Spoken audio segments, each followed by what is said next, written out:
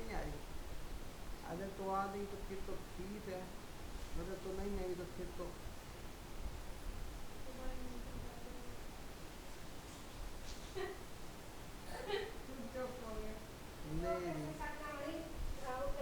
मेरी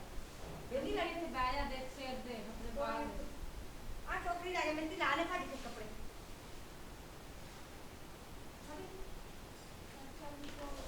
आ काल काला उठ गया उठ जान दे रे, असमा दे काम पुठे